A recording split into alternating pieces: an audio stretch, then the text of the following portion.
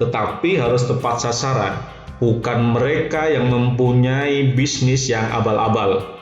Bisnis kaleng-kaleng yang sebetulnya mereka kemarin tidak melakukan apapun karena tergiur oleh bantuan ini, sehingga hari ini membuat pemalsuan data dengan proses pura-pura menjadi pelaku UMKM.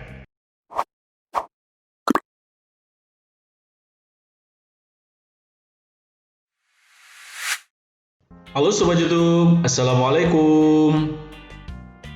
Sobat YouTube, seperti kita tahu bahwa Kementerian Koperasi dan UKM telah membuka gelombang 2 program bantuan BLT UMKM untuk para pengusaha UMKM di seluruh wilayah Indonesia.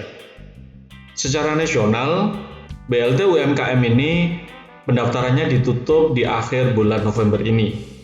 Namun, di beberapa daerah, karena kuotanya memang dibagi, maka ada banyak daerah yang sudah full kuotanya sehingga tidak menerima pendaftaran untuk BLT UMKM ini. Sobat YouTube, ada klaim dari Kementerian Koperasi dan UKM melalui Deputi Bidang Kelembagaan Kementerian Koperasi dan UKM yang mengatakan bahwa beberapa penerima Banpres untuk UMKM di Bantul dan Sleman yang langsung terhubung secara online bisa lebih survive. Bahkan ada di antara pelaku UMKM yang di awal pandemi omsetnya sempat menurun, kemudian lambat laun omsetnya ini meningkat kembali semenjak diberikan suntikan dana dari BLT UMKM atau BPUM ini. Karenanya Kementerian Koperasi dan UKM mengklaim bahwa program penyaluran Banpres produktif di wilayah daerah istimewa Yogyakarta telah tersalurkan dengan tepat sasaran. Bagi warga desa yang baru tahu channel ini, saya sampaikan selamat menyaksikan dan jangan lupa untuk klik subscribe dengan cara menekan tombol merah. Kemudian biar mendapatkan informasi video-video terbaru dari channel ini, silakan klik loncengnya juga, kemudian klik semua. Atas subscribe yang diberikan, kami sampaikan terima kasih.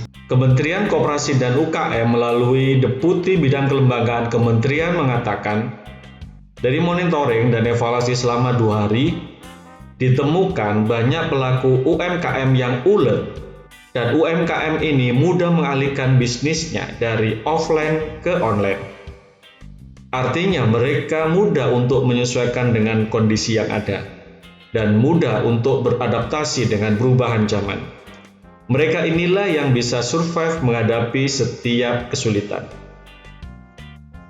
Sobat YouTube, terkait dengan monitoring dan evaluasi selama 2 hari di kota Yogyakarta, Kabupaten Sleman, Gunung Kidul, dan Bantul, Kementerian Koperasi menyatakan hal ini perlu terus dilakukan agar tujuan pelaksanaan dan penyaluran Banpres produktif untuk usaha mikro tepat sasaran, cepat, transparan, dan akuntabel. Di samping itu, Sobat YouTube, hasil monitoring tersebut dapat dipergunakan untuk melakukan penyempurnaan kebijakan maupun perbaikan sistem pendataan. Sobat YouTube, seperti kita ketahui bahwa Banpres Presiden ini bukanlah uang yang cuma-cuma diberikan tanpa ada survei kepada pelaku usaha mikro dan kecil ini. Memang Sobat YouTube bahwa uang yang diberikan ini penerimanya tidak perlu melakukan pengembalian atau melakukan proses pencicilan kepada perbankan atau bank karena memang sifatnya adalah hibah. Namun bukan berarti uang ini adalah uang bancaan yang siapapun bisa mendapatkannya. Seperti namanya bahwa memang bantuan produktif ini memang diperuntukkan bagi mereka para pelaku usaha kecil, mikro, dan menengah. Karena itu, bagi Sobat YouTube yang mungkin mengetahui bahwa loh kok tetangga saya ada yang tidak punya usaha namun mendapatkan bantuan seperti ini, sesungguhnya ini adalah tindakan yang gak bagus Sobat YouTube. Tindakan yang menyalahi prosedur. Bahkan mungkin di video sebelumnya saya menyampaikan bahwa kegiatan yang semacam ini, bahwa proses yang dilakukan seperti ini bisa kena tindakan hukum. Kenapa? Simak sendiri deh videonya, linknya ada di atas. Sobat YouTube, sementara itu Kepala Dinas Koperasi dan UKM Daerah Istimewa Yogyakarta, Bu Sri Nurkwatsiwi, mengatakan bahwa data untuk penyaluran banpres produktif untuk usaha mikro sangat dinamis. Apalagi ada 270.000 UMKM yang terdata di Sistem Pembinaan Koperasi dan Pelaku Usaha atau Sibakul. Ini keren Sobat YouTube, ternyata Dinas Koperasi di sana sudah mempunyai aplikasi yang bisa digunakan untuk memonitor kegiatan para UMKM yang berada di Yogyakarta. Semoga Sobat YouTube di daerah-daerah lain, kepala dinasnya atau Dinas Koperasi dan UKM di daerah-daerah bisa melakukan inovasi serupa, sehingga memang kekuatan ekonomi di Indonesia ini adalah teman-teman para pelaku UMKM baik yang berada di desa maupun di perkotaan. Sobat YouTube, bahwa Dinas Koperasi dan UKM Daerah Istimewa Yogyakarta ini berusaha memberikan supporting untuk kebutuhan data yang valid dalam program Bantuan Presiden Produktif untuk usaha mikro ini. Bahkan saat ini, Dinas Koperasi dan UKM Daerah Istimewa Yogyakarta punya data by name by address para pelaku UMKM. Harapannya tentu saja ke depan ada pembiayaan dari perbankan untuk program yang lainnya.